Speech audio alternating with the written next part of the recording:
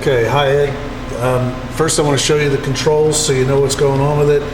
This particular switch here is for the abrasive discs in the first head. You can turn them one direction or the other direction, and this controls your variable speed for it.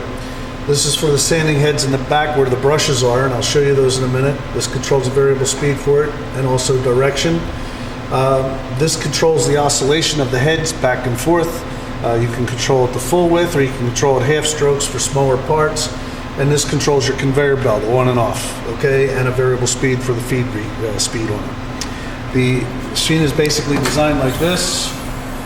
First head has a Scotch-Brite disc on it, and this head has a Scotch-Brite disc as well. The back head has a brush on it. I'll show you that.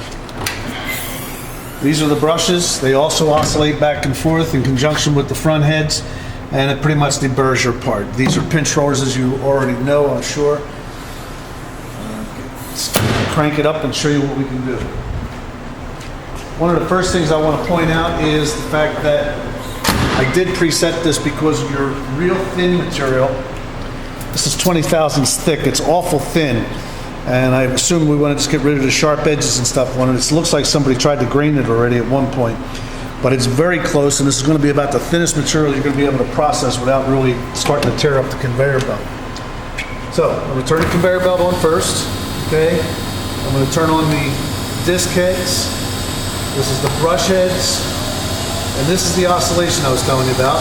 That's a short stroke. And this is a long stroke. It's also variable. Okay? Now I'm going to slow that down a little bit on the stroke. I'm going to put it on a short stroke. I'm going to run your part through. Now on a part that's this long, you have to have the pinch rollers down on it. When you're doing real small parts, we're going to flip this switch, and it's going to shorten, it's going to take the pinch rollers up out of the way. On a short part, you can't use the pinch rollers because of the fact that it'll lift the small part up and grab and throw it in the machine. That's why you got to leave them up. But your part's on its way through. We'll take it out the other side and see what it looks like.